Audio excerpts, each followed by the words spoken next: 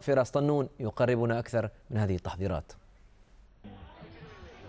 لن تكون مواجهة الهلال السوداني لأنيمبا النيجيري في خامسة جولات مرحلة المجموعات لن تكون مجرد نقاط 3 فحسب، فالمربع الذهبي يغازل الفريقين في المباراة التي قد تحدد أول المتأهلين لنصف النهائي.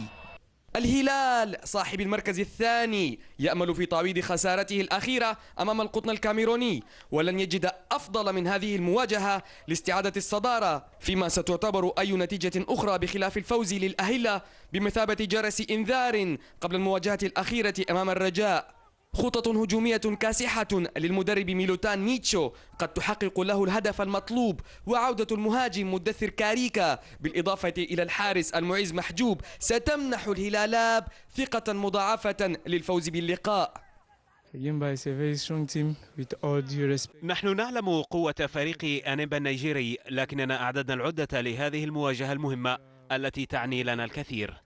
الطرف الثاني وصاحب الصدارة إنيمبا وصل الخرطوم متأخرا للدرجة التي لم تمكنه من أداء أكثر من مران واحد استعدادا لهذه المباراة، وهو الشيء الذي يمنح الهلال الأفضلية.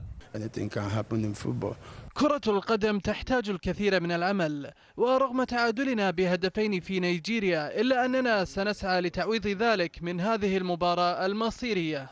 مواجهات أزرق السودان وأفيال الشعب النيجيرية دائما ما تشهد الكثير من الإثارة التي لن تغيب قطعا عن هذه المواجهة.